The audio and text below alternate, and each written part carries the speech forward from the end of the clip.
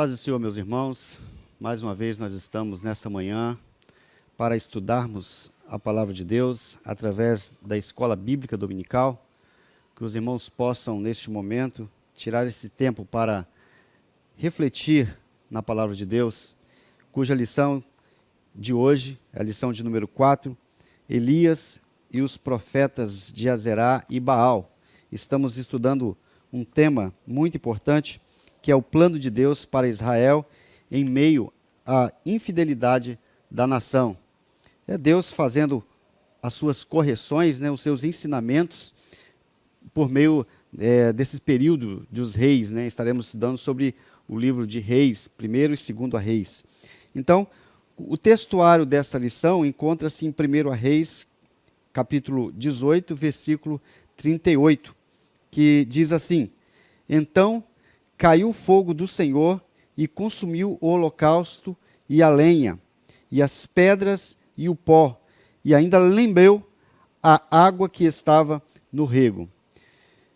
A verdade prática diz assim: o Senhor sustenta com sua forte mão todos os que estão dispostos a proclamar a verdade de que Ele é o único digno de adoração. Que nós possamos meditar nessa lição e que venhamos buscar o máximo de proveito para a glória do nome do Senhor.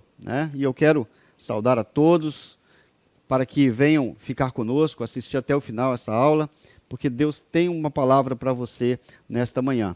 Vamos orar neste momento. Senhor Deus eterno, te louvamos e te agradecemos, meu Pai, Senhor, porque o Senhor tem, Senhor Deus eterno, verdades maravilhosas, Senhor, na tua palavra. Senhor, e queremos que o Senhor venha, Senhor, demonstrar, Senhor Jesus Cristo, através deste estudo, desta palavra. Senhor, nesta manhã, venha, Senhor, visitar cada crente, Senhor, cada aluno. Meu Pai eterno, que o teu Espírito Santo venha clarear, meu Pai, nossas mentes, para que possamos compreender estas verdades, meu Pai, acerca de ti e acerca do teu reino. Muito obrigado por tudo, em nome de Jesus. Amém. Irmãos, esta lição, ela tem o objetivo, por objetivo geral, revelar que Deus opera milagres através dos seus filhos. E aconteceu isso com Elias. Elias, ele foi um instrumento que Deus usou naquela época para operar grandes e pontuosos milagres. E os objetivos específicos é salientar que é necessário e urgente enfrentar o pecado. E nesta lição estaremos falando sobre o pecado da idolatria, que é um pecado que tem sido que o povo de Israel pecou muito nessa área, na área da idolatria. Mas é necessário e urgente enfrentarmos isso. Também, um dos objetivos específicos é relatar que Deus responde às súplicas dos teus servos.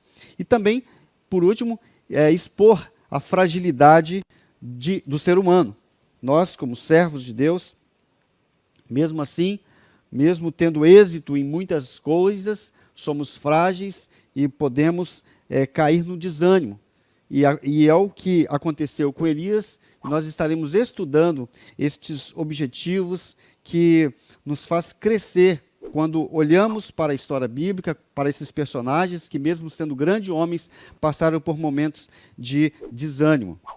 Na introdução, nós vemos aí que Elias era um dos mais importantes personagens da Bíblia, o maior dos profetas orais.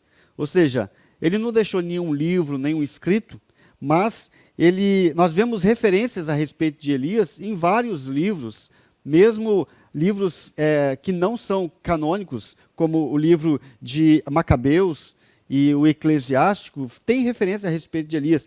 Na palavra de Deus, no Antigo Testamento, nós vemos referência dele em 1º e 2º Reis e também em Crônicas. Nós temos aí quando se fala da carta que ele mandou para o rei Jeorão, no reino de Judá. Nós sabemos que Elias, o seu ministério era ali na região de Samaria, mas mesmo assim ele não deixava de ser instrumento de Deus para os reis do reino do sul. No livro sagrado dos muçulmanos também a gente encontra narrativas históricas de Elias como um profeta justo e um verdadeiro homem de Deus que poderosamente pregou contra a adoração de Baal. Isso aí, irmão, a gente está falando isso para os irmãos verem como o profeta Elias era importante, era um personagem importante e conhecido. Mas um dos textos que mais representa a sua importância foi quando Elias aparece com Moisés no Monte da Transfiguração, ali conversando com Jesus, mostrando o quanto ele era amado por Deus. O nome Elias, em hebraico, é Eliahu, que significa meu Deus é Javé. Alguns eruditos, alguns estudiosos supõem que esse nome foi dado a Elias devido à sua posição de defesa da adoração do único Deus. Quando outros diziam que o Deus deles era Baal ou Azerá, Elias falava, o meu Deus é Javé. Então, nessa lição estaremos vendo aí o profeta Elias enfrentando o maior do seu desafio, o maior desafio de sua vida, que é o desafio do fogo, quando se juntou 850 profetas de Baal, né, e de Azerá, profetas de divindades falsas, e lançaram esse desafio, e nós veremos como ele enfrentou os idólatras, como a sua oração simples, porém muito profunda e cheia de confiança, e apesar disso, como ele manifestou a sua humanidade quando entrou em desânimo. Mas Deus logo age na vida dele, tirando daquele lugar de desânimo, tirando do deserto da depressão, e muda radicalmente a sua vida. E dando a Elias novas missões para que ele pudesse executar, né?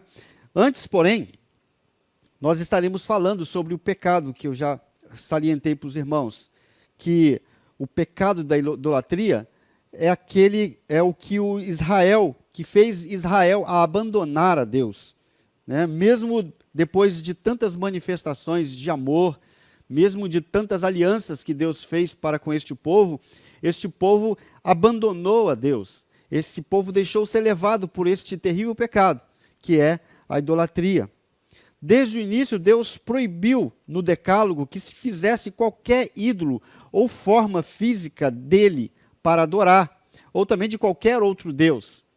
Isso se deve primeiramente pelo fato de que a fé no Antigo Testamento tem a sua origem na palavra de Deus, e não em objetos, e não em imagens. A única forma de conseguir conhecer a Deus seria pela palavra. Ele se revelou para Moisés no Monte Sinai, quando também Israel deveria chegar a Deus lá no monte. Eles não veem nenhuma forma, nenhum objeto, mas eles ouvem a palavra de Deus, como veremos em Deuteronômio capítulo 4, versículo 11, que diz assim: e vós vos chegastes e vos pusestes ao pé do monte, e o monte ardia em fogo até ao meio dos céus, e havia trevas, e nuvens, e escuridão. Então o Senhor vos falou do meio do fogo. A voz das palavras ouvistes, porém, além da voz, não vistes nenhuma figura, nenhuma forma. O povo ouviu a voz de Deus como um trovão, mas Deus permanece sem forma. Ele aproxima-se do povo apenas pela voz. Ele tem o som e a palavra de Deus, e isso basta. Porém, mesmo assim, é demais para o povo. O povo se assustou com aquele grande mover, com aquela imagem que eles viram de fogo, de poder, quando o monte fumegava e ardia e a voz vinha como voz de trovão. Eles temeram, eles ficaram com medo de morrer, e eles disseram: olha, Moisés, que Deus não se revele mais dessa forma, mas que você seja o nosso intermediário.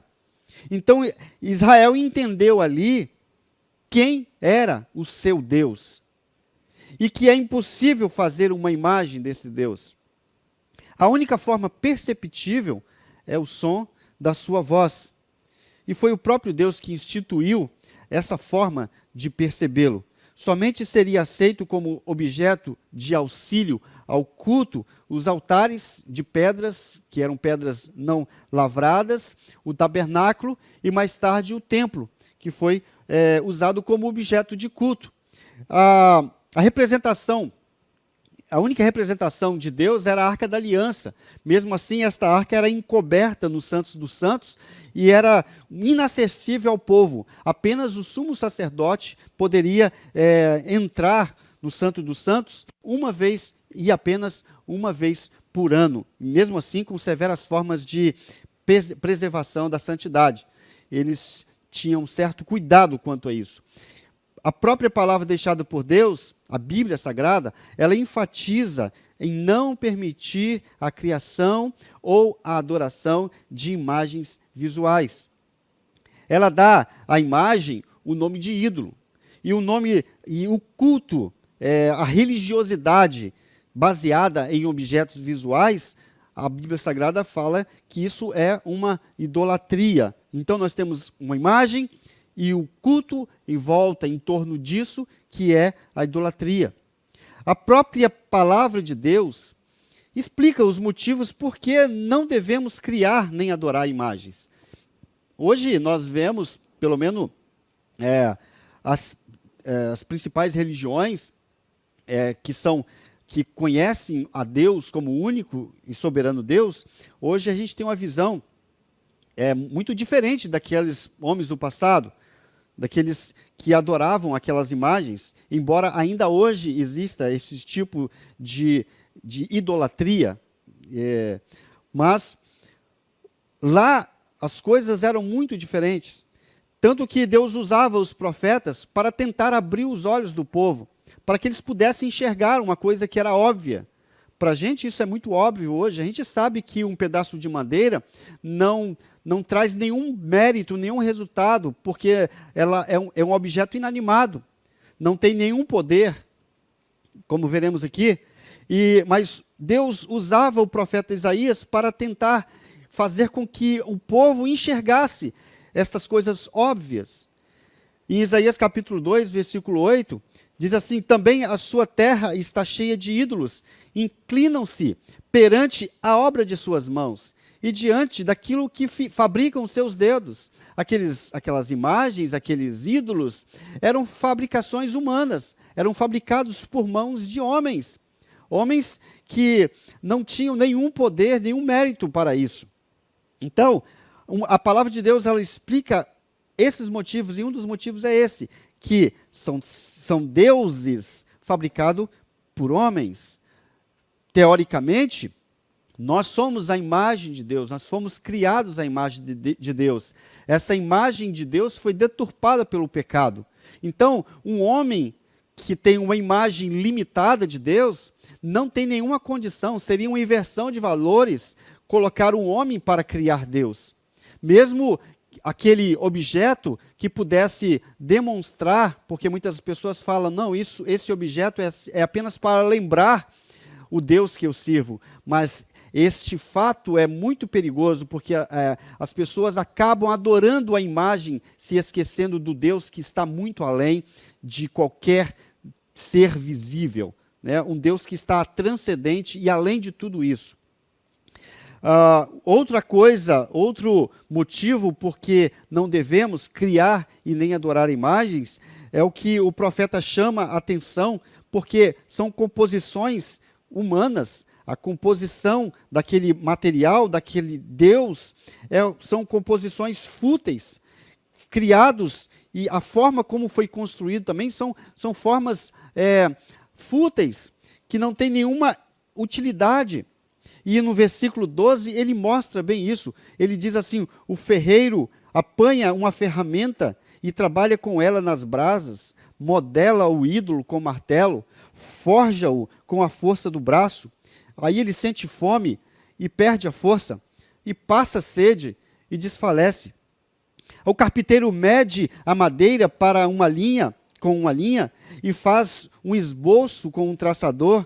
Ele a modela toscamente com formões e o marca com um compasso. ele derruba um cedro, ou talvez apanha um cipreste, ou ainda um carvalho. A metade daquela madeira ele queima no fogo, sobre ela ele prepara a sua refeição, assa a carne e come sua porção. Ele também se aquece e diz: ah, estou aquecido, estou vendo fogo. Agora, do restante da madeira, ele faz um Deus, o seu ídolo. Inclina-se diante dele e o adora. Ora a ele e diz: salva-me, tu és o meu Deus. E o profeta Isaías mostra isso de forma admirada, né? Olhando para isso de forma admirada, e para esse povo que parece que não estava enxergando isso, uma coisa tão óbvia, e eles não estavam vendo. Eles nada sabem, nada entendem, seus olhos estão tapados, não conseguem ver, as suas mentes estão fechadas, não conseguem entender. Ninguém para pensar, Isaías falando, ninguém para pensar, ninguém tem o conhecimento ou o entendimento para dizer, bem, metade dessa madeira eu usei como combustível, e até mesmo assei pão sobre suas brasas, assei carne e comi. Faria eu algo repugnante com o que sobrou dessa madeira? Iria eu ajoelhar-me diante de um pedaço de madeira? Então Isaías estava tentando, o Senhor Deus, através do profeta Isaías, estava tentando abrir os olhos do povo para a objetividade disso. Qual seria o fato de se curvar diante de um objeto de madeira? Que utilidade seria isso? Um outro motivo também é que a imponência desses objetos, por não possuir aparência de vida. Nós vemos isso em Salmo 115, o salmista dizendo assim: os ídolos dele são de prata e de ouro, são feitos por mãos humanas, e esses ídolos não têm boca, mas têm boca, né? Mas não podem falar, têm olhos, mas não podem ver, têm ouvidos, mas não podem ouvir, nariz, mas não podem sentir cheiro, têm mãos, mas nada podem apalpar, pés, mas não podem andar, nem emitem som algum com sua garganta. E no versículo 8, ele continua dizendo: torna-se como eles aqueles que os fazem e todos os que nele confiam. E isso é um outro motivo que a Bíblia ela é enfática em dizer para não criar e nem adorar essas imagens, porque nós nos tornamos conforme a imagem que criamos. E eles se tornavam inúteis com essas imagens que eles mesmos faziam e se curvavam diante delas. Agora, embora Paulo ele diz e afirma que o ídolo nada é, mas existe uma força espiritual e demoníaca e uma cegueira espiritual, né, que deve ser levado em consideração na idolatria. Vamos ver em 1 Coríntios capítulo 10, versículo 19, que Paulo diz assim: será que o sacrifício oferecido ao ídolo é alguma coisa? Ou o ídolo é alguma coisa? E ele mesmo responde, ele diz: não, quero dizer que o que os pagãos sacrificam é oferecido aos demônios e não a Deus. E não quero que vocês tenham comunhão com os demônios. Por mais que Paulo diz que o ídolo nada é, mas existe ali uma cegueira espiritual, existe por trás deste ídolo uma ação demoníaca que leva os seus adoradores a serem semelhantes a esses ídolos, a serem limitados como estes ídolos são, a terem olhos, mas não enxergarem, a não conseguirem mais ouvir a voz de Deus, porque são semelhantes aos ídolos. Têm ouvidos, mas não conseguem ouvir. Têm garganta, mas não conseguem glorificar a Deus, porque estão semelhantes e se tornaram semelhantes a esses ídolos. Então, apesar do Antigo Testamento afirmar que a idolatria acontece a partir de objetos físicos, é o que mais vemos no Antigo Testamento, que a idolatria se baseava, que toda aquela idolatria se baseava num culto a um ídolo feito por mãos Agora, no Novo Testamento, não somente esses objetos que entram na lista dos ídolos, mas também tudo aquilo que domina o coração do homem. Tudo aquilo que ocupa o lugar de Cristo se torna um ídolo. Tudo aquilo que governa a vida das pessoas em detrimento da vontade de Deus é um ídolo. E o Novo Testamento está bem claro mostrando esta realidade. O ídolo é tudo aquilo que toma o lugar de Deus. Dessa forma, qualquer coisa, mesmo subjetiva, pode tornar-se um ídolo. Por isso, nós temos que estar em constante vigilância. E é por isso que é muito importante nós estudarmos essa lição. Porque quando olhamos para trás e vendo essas pessoas adorando aquelas imagens, a gente diz, mas isso não acontece mais. Isso é muito óbvio. Não há nenhum valor em se prostrar diante de um pedaço de madeira. Mas muitas vezes nós fabricamos ídolos para nós mesmos de forma subjetiva e nos prostramos diante desses ídolos e colocamos esses ídolos acima do próprio Deus e no lugar de Cristo. E ao invés de fazermos e cumprirmos com a vontade de Deus, nós damos lugares a esses ídolos. Por exemplo, as nossas vontades e desejos, que são muitas vezes incontrolados, estão sendo colocadas no lugar de Cristo, no lugar da vontade de Deus. Muitas vezes fazemos da instituição um Deus para nós, um ídolo para nós, um legalismo, uma ideologia. Pessoas que abraçam uma ideologia e não tem nada que possa tirar da sua mente aquela ideologia, porque ela dá mais valor àquilo do que ao próprio Deus. E muitas vezes, como Jesus disse, o dinheiro, pessoas que abraçam, pessoas que idolatram o dinheiro, muitas vezes as pessoas que idolatram o poder, a luxúria e muitas outras coisas que têm sido colocadas no lugar de Deus. Todas essas coisas, elas têm que ser tiradas de nossas vidas. Nós temos que vigiar para não sermos levados por esse tipo de culto idólatra. Agora, o escritor Peterson, ele afirma que parece mais fácil nós lidarmos com imagens criadas de Deus, mesmo no nosso coração, do que lidar com o Deus real. Porque a imagem de Deus é uma personalização desse Deus satisfazendo as nossas exigências. Construir esta imagem não somente nos dá prazer, como também nos permite controlar esse Deus. A imagem sempre será um Deus esvaziado para que possamos ser nossos próprios deuses, de inúmeras maneiras. Conforme já falamos, né? Como esse Deus criado é algo que nos dá tanta satisfação, é difícil a gente perceber que a gente está errado. Mas é preciso entender que se está lidando com algo, como Paulo falou, como um algo transcendente. Pensa que estamos adorando um Deus verdadeiro, mas ali nós estamos adorando deuses falsos, deuses que nós inventamos para o nosso próprio deleite, porque o ajustamos ao tamanho daquilo que queremos dele. São imagens de Deus que nós formamos no nosso próprio coração. São deuses personificados que muitas vezes nós criamos para nós. Existe o Deus que foi revelado nas Sagradas Escrituras. E na palavra de Deus nós temos tudo que podemos saber sobre Deus, sobre a respeito de Deus, sobre os atributos de Deus, sobre a grandeza e soberania de Deus. Mas muitas vezes nós abandonamos as Escrituras, como Israel abandonou, e começamos a formar deuses, a personalizar esses deuses, para termos um Deus do tamanho que nós queremos, da forma que queremos, e usarmos esse Deus como queremos. E aí nós ficamos à vontade, ficamos satisfeitos, porque esse Deus não exige muito de nós, porque esse Deus é de acordo com a imagem que fazemos dele.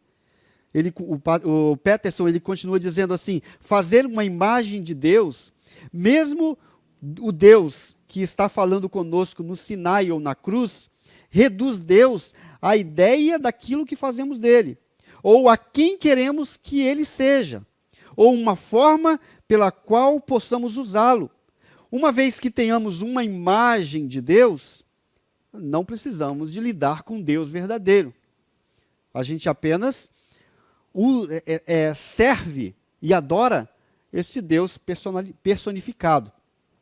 Agora, Jesus afirmou que onde estivesse o nosso tesouro, ali estaria o nosso coração. Agora, qualquer coisa que tome o lugar do Senhor como prioridade em nossa vida é um ídolo, né? O povo de Israel, dos tempos de Elias, se prostrava, se dobrava diante dessa loucura dos povos pagãos. Ajoelhavam-se diante dos ídolos feitos por mãos humanas. Assim, a arrogância e o desprezo para com Deus verdadeiro fez com que instalasse a degradação moral, social, né, religiosa. E hoje acontece isso. Por que muitas vezes nós temos encontrado uma sociedade tão moralmente degradada, socialmente contaminada? Porque a idolatria tem tomado conta de toda a sociedade. As pessoas têm feito ídolos para eles. E têm sido feitas ídolos. As pessoas têm se tornado ídolos para elas mesmas. Deus tem sido tirado do centro e o homem tem sido colocado como o Deus, né? Tirou-se o teocentrismo e colocou o antropocentrismo, que Deus está no centro, que o homem está no centro, que o homem está sendo adorado agora no lugar de Deus. Vamos falar um pouco também agora, irmãos, sobre Baal. Eu não estou acompanhando aqui na lição, porque os irmãos já estudaram a lição. Nós estamos apenas pegando as informações que contém e passando para os irmãos, e estaremos estudando aqui quem era Baal. Nós vemos que o desafio de Elias foi com Baal e com Azerá. Baal era o deus dos cananeus. Logo, ele era adorado ali no território de Israel, antes mesmo do povo de Israel ocupar aquele lugar. E esse Deus continuou sendo adorado pelos vizinhos, né, pelos povos vizinhos. Esse é o motivo pelo qual o Senhor mandou aniquilar todos os povos vizinhos, pois eles levariam o povo de Deus a adorar esses falsos deuses, com suas influências sociais e comerciais, além das alianças políticas que os povos acabariam por fazer naquela região. Eles seriam influenciados a adorar também esses deuses, e é o que aconteceu, porque eles não obedeceram à palavra de Deus. Os textos antigos e também o Antigo Testamento menciona que tanto homens como mulheres eram consagrados para entregar-se à prostituição no templo de Baal. O deus Baal, adorado por Acabe e Jezabel, era proveniente de Tiro, da cidade de Tiro, e chamavam de Baal Melcarte. A sua adoração envolvia mergulhos de êxtase com intensa atividade sexual na prostituição sagrada. Estes era o tipo de culto que eles faziam, com êxtases, com intensa atividade sexual, com orgias sexuais. Esse era o tipo de culto que era oferecido a esses deuses. E no imaginário popular havia uma ideia de que Baal era o deus do tempo, que dominava sobre o vento, as nuvens, e a chuva ele se manifestava através da chuva e do trovão e dos relâmpagos. Então era ele que providenciava a chuva, era ele que dominava o tempo, ele era o Deus, o Senhor do tempo. Com isso, ele é, ao mesmo tempo, o Deus da vegetação, mas também é o Deus que dá à terra a fertilidade, a planta crescer e dar o seu fruto.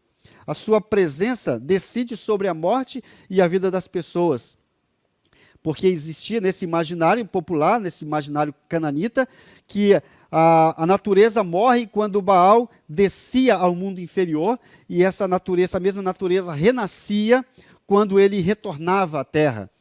E isso foi uma grande atração para o povo de Israel, porque o povo era um povo que tinha Baal, né, como um Deus que deveria ser adorado, porque eles precisavam da chuva, eles precisavam de que a terra produzisse o alimento, produzisse a sua vegetação.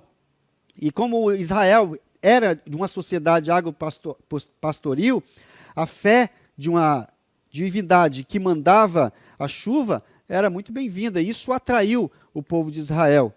E Israel também, durante uma boa parte de sua história, eles tinham uma crença enoteísta, ou seja, eles acreditavam em Javé, acreditavam em Deus como Deus Todo-Poderoso, porém não negavam a realidade da existência de outros deuses. Sendo assim, Baal era uma divindade real para os israelitas.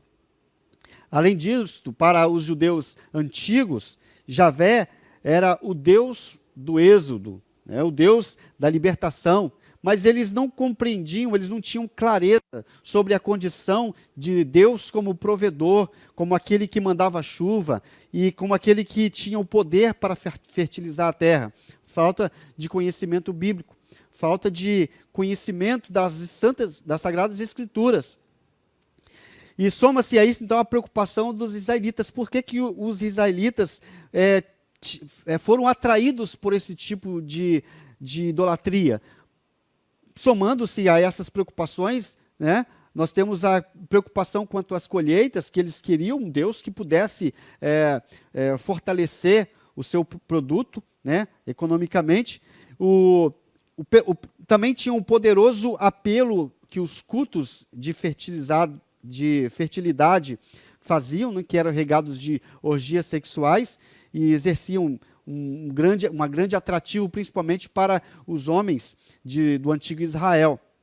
Então, assim, nós temos uma mistura de preocupações econômicas, uma má teologia, porque eles tinham abandonado as Sagradas Escrituras, e nós vemos que até um certo período o povo não sabia nem onde estava o livro, tinha se esquecido o livro sagrado, as leis, né? Foi no tempo de Josias que nem os sacerdotes sabiam onde estavam as leis.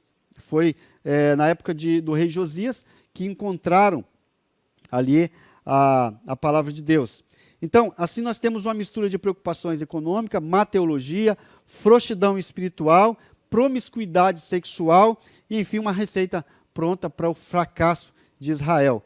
Eles foram atraídos por esses motivos, né? Agora, quem é Azerá, irmãos? Azerá era a deusa conhecida como a deusa da maternidade, ou a deusa da fertilidade. Azerá também é conhecida como Astarte, e em babilônico, Estar, ou ainda Axera. Era representado por um símbolo cultual, o símbolo que era representado, nós vemos isso na palavra de Deus, era um poste ídolo, ou apenas por uma estaca, uma árvore sagrada, que ali eles cultuavam esta imagem, e aquilo ali eles diziam que era a deusa da fertilidade e do amor, a deusa da guerra, e foi introduzida em Israel pela primeira vez, logo que eles chegaram na Terra Prometida. O povo chegou na Terra Prometida e Deus, por várias vezes, já tinha falado com esse povo para que não se misturasse, não adorasse esses deuses, mas logo que eles chegaram, eles já introduziram esse tipo de adoração a Azerá, cultuando a este Deus falso, essa deusa falsa. E era comum no tempo de Samuel, e recebeu sanção real por Salomão, por meio dos cananeus com que fez aliança. Sendo Azerá a deusa da fertilidade, no seu templo praticava-se a prostituição sagrada em várias orgias e rituais que o Senhor, o Deus de Israel, nunca permitiu e nunca pediu para que o povo fizesse, pois estas coisas atentavam contra a dignidade humana. Portanto, a adoração a esses falsos deuses incentivavam a degradação humana e toda sorte de abominação. Deus abominava esse tipo de culto, mas, como nós vimos, o Israel, ele se sentiu atraído por estas coisas. Então, irmãos, vamos agora para o ponto 2, falando do zelo de Elias pelo confronto, pelo esse confronto para tentar mostrar para a sociedade, para o povo, que tudo isso, todos esses deuses eram falsos, deuses falsos, que trazia só prejuízo e que trouxe só prejuízo para a nação, trouxe maldição para a nação.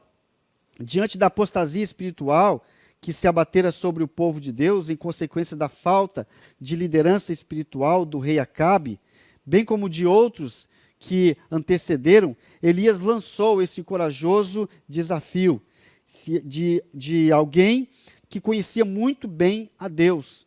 Elias conhecia, tinha intimidade com Deus. E chamar todos os profetas de Baal e lançou este desafio. Olha, o Deus que manifestar com fogo sobre o altar, este seria o Deus verdadeiro. O profeta foi levado a fazer isso em função de uma pergunta que nós estudamos na lição passada. Ele disse assim: até quando cocheareis entre dois pensamentos? Se o Senhor é Deus, segui-o. Se é Baal, segui-o. Não fique cocheando, não fique se balanceando entre dois pensamentos. Foi uma pergunta retórica para Elias, porque o povo não tinha resposta, porque eles não sabiam, eles estavam confusos. Eles não sabiam, tinham dúvidas sobre quem de fato era o verdadeiro Deus. Então foi necessário que Elias lançasse esse desafio para mostrar para o povo quem era o Deus verdadeiro. Então, lançado o desafio, coube aos profetas de Baal iniciarem ali a proposta de Elias, clamando aos seus deuses por quase um dia inteiro. Os irmãos conhecem bem a história. Eles fizeram orações, clamaram, se retalharam com facas e lanças e transe idólatra, procurando até sangrar, né? Eles se cortaram, se retalharam com facas, e a dança que faziam era manquejando em volta daquele altar, né? Alternando entre os joelhos, procurando um meio, procurando uma forma de que os seus deuses pudessem o ouvi-la. E além disso, eles profetizavam falsamente. Então toda essa história os irmãos já conhecem. Elias, ele zeloso pela observação da palavra de Deus, ele quer colocar um fim nesse festival de falsa religiosidade, de um Deus falso, e aí ele lança esse desafio, e aí ele começa a mostrar para o povo, né, por meio desse desafio, que Deus era o Deus verdadeiro que deveria ser adorado, e não a Baal.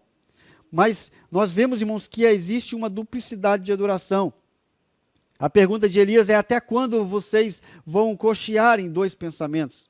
Quanto à duplicidade da adoração, pode ser presente ainda hoje, quando o povo de Deus perde o seu tesouro principal, que é Cristo, dividindo aí o coração em outras coisas, conforme nós falamos anteriormente. Essa triste realidade espiritual está presente sempre que o povo de Deus envolve-se com ídolos, pois os que o adoram tornam-se pessoas semelhantes a esses ídolos, pessoas cegas, pessoas que não conhecem o verdadeiro cuidado de Deus, pois os ídolos têm todas as características, têm todas as semelhanças de um Deus, mas não são. Passam de uma fantasia inventada, não passam de uma fantasia inventada. Entretanto, mesmo sendo fantasias, assumem forças no coração humano, levando as pessoas a tornarem-se tão estúpidas quanto o próprio ídolo. Mas os ídolos não precisam ser necessariamente feitos de material físico, como nós vimos, mas também estão ali camuflados, escondidos e controlando a vida dos adoradores de ídolos. Então, irmãos, Elias tinha certeza, ele tinha convicção de quem era Deus. Elias tinha uma intimidade com Deus. E por isso que ele propôs aquele desafio. Os que andam com o Senhor, os que têm intimidade com Deus, eles não precisam de fazer desafios com Ele para testar a sua lealdade e seu amor, porque eles conhecem. O desafio de Elias era para os incrédulos. Elias tinha certeza de quem era Deus. Homens como Elias são tão íntimos de Deus, que são guiados por Deus, que são impelidos, conduzidos por Deus, no seu coração, por aquilo que o Senhor quer fazer. Portanto, não foi a vontade de Elias lançar mão do desafio, mas o próprio Deus estava lançando para mais uma vez mostrar que ele era o Deus verdadeiro e que não aquele Deus falso. E que Deus estava lançando esse desafio e usando Elias como instrumento para mostrar para aquele povo a realidade de quem deve ser adorado. Então, Elias prepara ali o altar, ele conserta aquele altar que estava defeituoso, que estava quebrado. Isso acontece muito quando começamos a nos desviar para uma idolatria, o nosso altar de oração fica defeituoso, fica quebrado. Então, Elias, ele congregou o povo, consertou o altar, juntou ali as 12 pedras, cavou uma vala em torno do altar, colocou a lenha, dividiu o bezerro em pedaços sobre a lenha e pediu para que jogasse ali 12 cântaros de água até molhar todo o holocausto, todo o altar foi molhado e toda a vala que foi cavada em torno do altar foi cheia de água. Então, mostrando ali, fazendo assim, Elias eliminaria qualquer dúvida de que aquilo pudesse ser uma enganação, mas de que o evento seria um evento onde Deus, mesmo com todos os obstáculos, com fogo, ele queimaria todo aquele holocausto e tiraria qualquer dúvida que houvesse daqueles idólatras.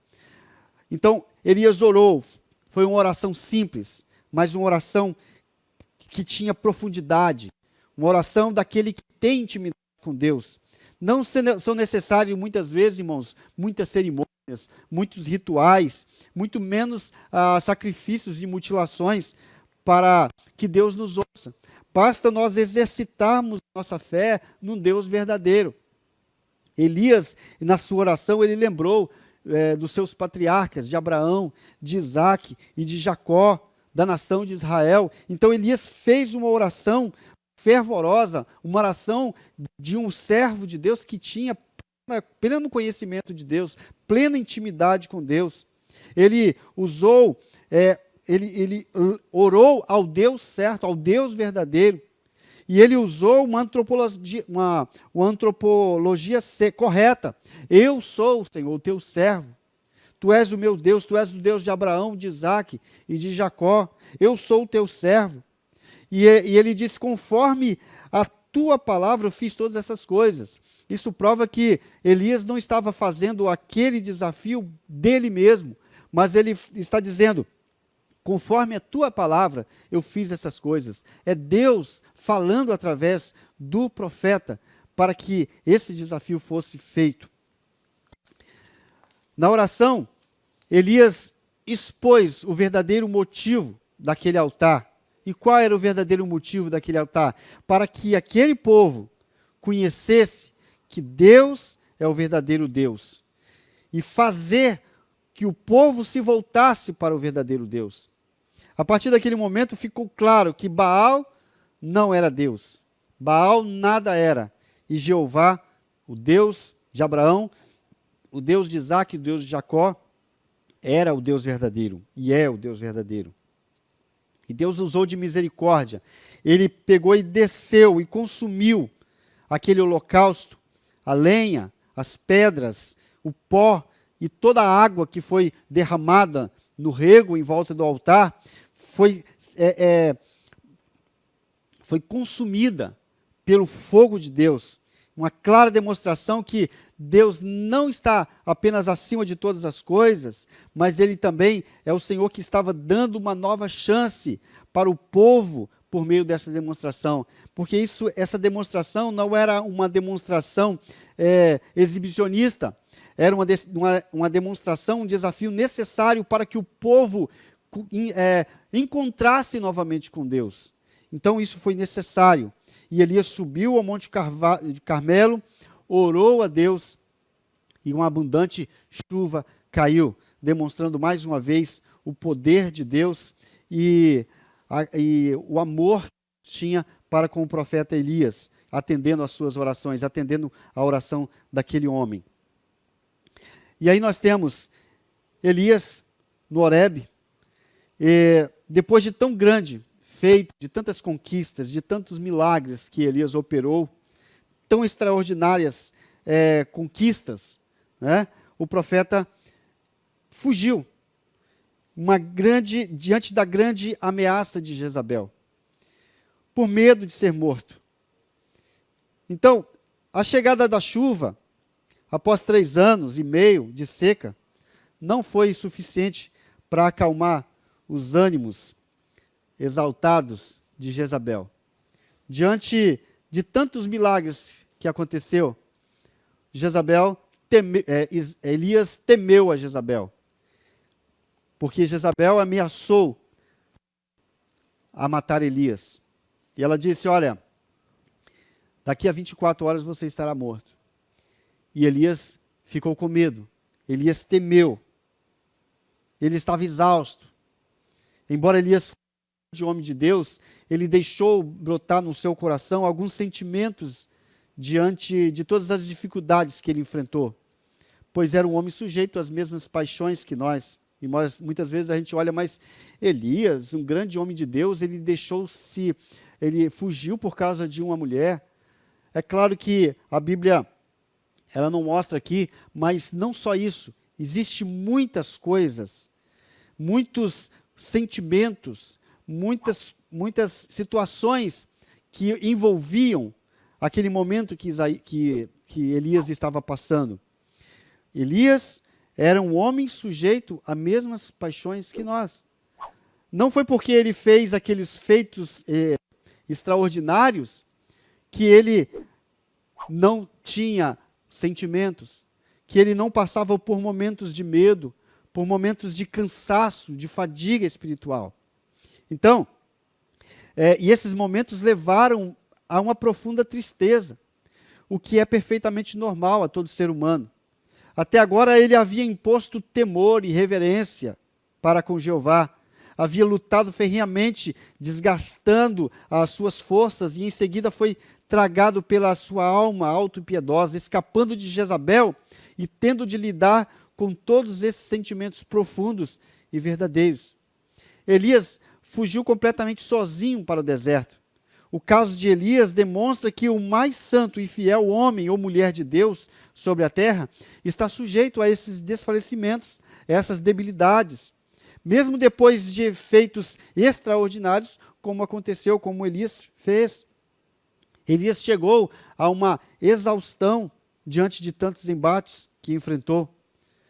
E esses embates que Elias enfrentou foi justamente para fazer o povo de Deus voltar para o caminho certo. Isso mostra que aquele que sobe em uma posição também pode descer em mesmas proporções. Vejamos quais foram os grandes feitos de Elias. Nós vemos que Elias ele conseguiu reunir o povo lá no Carmelo através de Acabe, o seu inimigo. Ele fez descer fogo do céu no altar molhado. Ele fez o povo se dobrar diante do Deus verdadeiro, do Senhor. Mesmo aquele povo rebelde. Ele matou os profetas de Baal e Azerá, que tinham apoio do rei. E eram em torno de 850 profetas. Ele fez chover após o tempo da seca. Ele correu mais depressa que a carruagem de Acabe. Então foi grandes feitos que Deus fez através de Elias. Agora, Elias enfrentou vários fatores externos, né? Uma oposição ferrenha do ministério pela causa que ele defendia, o desapontamento às suas tentativas de êxito, como no caso do Monte Carmelo, pois nem sempre os nossos ideais dão certo. E ele experimentou a carência e simpatia da resposta de Deus, ele se sentia só, e ele disse para Deus, Senhor, eu estou só eu fiquei. Ele achava que todos os profetas tinham sido mortos por Jezabel.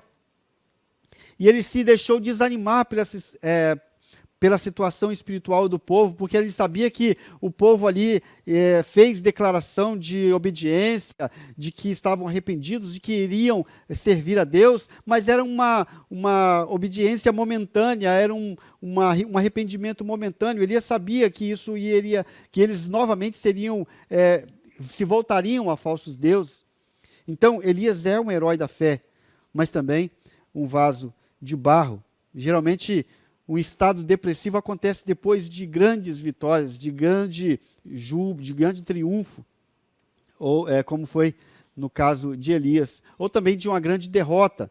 Acaba levando muitas pessoas ao estado de depressão, de tristeza, de fadiga espiritual. Então, mas o profeta, ele também teve que lidar com os fatores internos, né, com isolamento. Ele assentou-se debaixo do zimbro, ele pediu a morte, ele queria morrer, porque ele via, olha, eu não sou melhor, ele falou para Deus, olha, Senhor, eu não sou melhor que os meus pais. Ele colocou-se no lugar de falta de ocupação, deixou-se envolver por um sentimento de autocomiseração e autopiedade. Então, ele senta-se debaixo de uma árvore em total decepção e exaustão ministerial, mas o que lhe salva é a sua sinceridade diante de Deus. Ele se prostrou diante de Deus e contou para ele o seu problema. Ele teve coragem de expor o seu coração diante de Deus, daquele que tudo pode fazer. E Elias sabe que a sinceridade é tudo para Deus. E que dele não se esconde nada. Não podemos esconder nada de Deus. Se estamos passando por problemas semelhantes, nós devemos nos prostrar diante de Deus, que conhece todas as coisas, e expor o nosso coração, lançar sobre Ele todas as nossas ansiedades, porque Ele tem cuidado de nós. Mas Elias estava nessa situação. Então foi fugindo de todas essas situações que o cercava, que Elias foi para o deserto. Ele viu-se obrigado a ir para o deserto por uma questão de sobrevivência física, mas também de sobrevivência espiritual. Muitas vezes o crente fiel, muitas vezes o crente espiritual é empurrado, o crente fiel mesmo, ele é empurrado para o deserto, dependendo das circunstâncias da vida, mas ele pode voluntariamente ir para o deserto. Muitas vezes as circunstâncias da vida nos levam para lá, mas nós também podemos voluntariamente optar para ir para o deserto. Porque lá é o lugar onde podemos encontrar-nos com nós mesmos e encontrar com Deus, como foi com Elias e com as realidades pessoais que o cercavam. Na maioria das vezes, realidades difíceis de admitir, de organizar, porém exatamente necessária, pois é lá no deserto que o Senhor mandou um anjo alimentar Elias. Com a força de Deus, Elias caminhou 40 dias até o Monte Sinai. Para o cristão, o deserto é o lugar do desnudamento da alma, da abertura do coração e da exposição dos recônditos mais secretos da interioridade humana para aquele que tudo vê. É onde que nós abandonamos as ilusões, especialmente as ilusões daquilo que nós achamos que somos, as ilusões de nós mesmos. E é onde que nós percebemos a falência dos conceitos ideológicos que tornam Deus diminuto, ou então determinam as nossas ações. Portanto, o deserto é o lugar não necessariamente geográfico de estar inteiro diante de Deus. É o local onde tudo que nos ilude ou engana é desmascarado e coloca-nos face a face com Deus. O deserto é um espaço de coração e de espírito. Pode ser um lugar de dor, mas também de conhecimento e de transformação. É o lugar onde os ídolos são quebrados e as falsas proteções desaparecem, onde os títulos e posições não representam nada. É o lugar da nudez total e do abandono completo em Deus e do encontro pleno com Ele. O deserto é um lugar de ruptura, de recomeço, de autoconhecimento, de desencantamento das ilusões, de encontro com Deus, assim como foi com Elias. não precisamos de procurar crises, mas, como Elias, podemos ir para o deserto em atitude de solitude e disponibilidade para ouvir a voz do Senhor com frequência. A escritora Catherine, ela escreveu que o deserto é um lugar que nos habilita a conhecer a vontade de Deus. Nossos sentidos estão atentos e mais afinados lá no deserto, como todo o nosso ser, na escuta por Deus.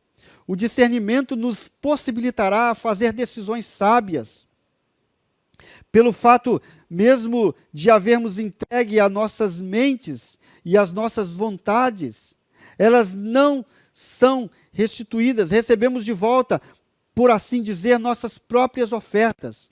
Eis aí o primeiro passo do seguimento de Jesus Cristo, espatifar o ídolo do nosso próprio eu. Então essa escritora está dizendo que lá no deserto é onde podemos ter um encontro real, onde colocamos diante de Deus as nossas vontades, os nossos desejos, nós nos colocamos de mentes abertas para que o Senhor possa falar e nos usar poderosamente. Elias é o profeta do silêncio e do recolhimento. Talvez, mais do que qualquer outro profeta, o ministério público de Elias somente era relevante e com resultados profundos, porque nós vemos ele sempre, na palavra de Deus, recolhido no silêncio, diversas vezes no deserto. Não é somente quando fugiu que se viu o profeta ali no deserto, sozinho, mas ele voluntariamente preferia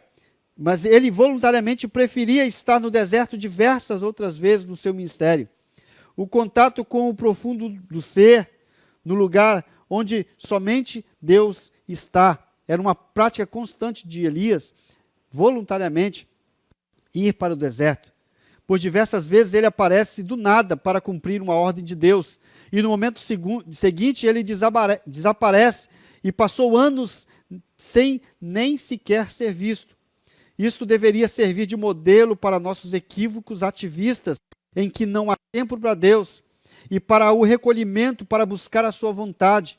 Apenas o que resta é uma agenda cheia de compromissos religiosos, e quanto mais compromisso, mais aceita e importante a pessoa é. E trata-se de um grande equívoco denunciado pelo estilo de vida de Elias. Muitos de nós queremos imitá-lo, fazer descer fogo do céu o tempo todo, porém não conseguimos imitá-lo no desejo de escutar e no derramar do coração diante de Deus. Ele somente conseguiu fazer descer fogo do céu porque o seu coração já havia sido inflamado pelo longo tempo que passou com Deus no deserto. Então, irmãos, por causa da omissão na busca pela vontade perfeita de Deus, o que muitos de nós fazemos é simplesmente atender à vontade de Baal, em vez de atender a Deus. Tal vontade é bem mais fácil, porque é espetacularizada, né? É triunfalista. É preciso retalhar-se com facas, fazer sangrar, impressionar as pessoas. E isso é totalmente o contrário àquilo que nós aprendemos com o profeta Elias. Nós vemos que ele se isolava, ele preferia se isolar no deserto, voluntariamente, para ali ter um encontro real com Deus verdadeiro. Jesus estabeleceu no seu ministério terreno a mesma preocupação de Elias em vários textos, ver-se em solicitude, em oração com o Pai. Porém, a sua fama se propagava ainda mais e ajuntava muita gente para ouvir e para ser por ele curado de suas enfermidades.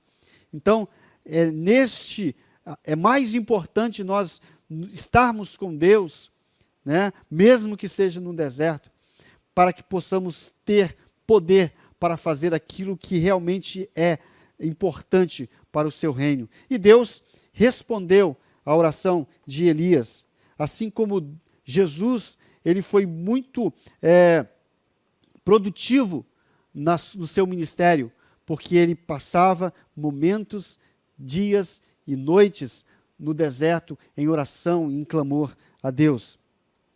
Nós estamos já Na conclusão, irmãos, vamos falar aqui, terminar essa lição. Eu espero que os irmãos possam ter refletido sobre este assunto, mostrando a questão da idolatria, mostrando a questão da nossa humanidade, mostrando que nós somos frágeis, mas se o Deus que nós servimos estiver conosco, nós podemos ser muito mais vitoriosos. Quando estamos em Deus, como estamos em Cristo, em intimidade com esse Deus, quando o Espírito Santo opera em nós, nós podemos ser muito mais do que vencedores em Cristo Jesus.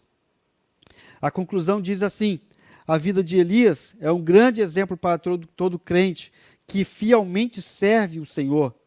Ainda que à sua volta quase todos estejam contaminados pela idolatria e toda forma de injustiça, o cristão não pode perder o ânimo e a vontade de lutar pela causa do Senhor. Elias é o exemplo do cuidado e da fidelidade de Deus. Quando o crente fiel decide seguir o que a palavra de Deus ensina e não aquilo que a maioria das pessoas acha que é certo. Que Deus possa falar melhor em nossos corações, que o Espírito Santo possa trazer para nós uma adoração verdadeira para um Deus verdadeiro. Que nós possamos cada dia mais vigiar para não cairmos no culto da idolatria. Nós temos que vigiar e orar para não sermos iludidos com deuses falsos, que aparentemente são deuses, mas na verdade são deuses personificados, que nós fabricamos para nós mesmos, para os nossos próprios deleites, e para se sentir à vontade com esse Deus, e não sermos confrontados pelo Deus real, pelo Deus que a Bíblia apresenta para nós. Vamos agradecer a Deus, irmãos. Esse é o momento também de você estar adorando a Deus com as suas ofertas, que Deus possa, que os irmãos possam estar contribuindo com esta obra, com este ministério, com esta igreja, para que muitas pessoas sejam alcançadas pelas pregações, pelas mensagens das escolas bíblicas dominical, através das lições, e que o Senhor possa grandemente retribuir a sua oferta, o seu amor pela obra, a sua família seja abençoada, os seus filhos sejam prósperos e que Deus possa abençoar a sua vida neste momento. Aí está na tela as opções que você pode estar contribuindo, o PicPay ou o Pix, que Deus possa usar a sua vida neste momento. Vamos orar ao Senhor. Senhor Deus, te agradecemos, meu Pai, por este momento que tivemos, meu Pai, falando nesta lição sobre a grandeza de quem Tu és, meu Pai. E como muitas vezes, meu Pai, somos levados a prestar cultos, meu Pai, àquilo que não são deuses reais. São deuses, meu Pai eterno, que muitas vezes nos levam a uma degradação espiritual, a uma queda espiritual.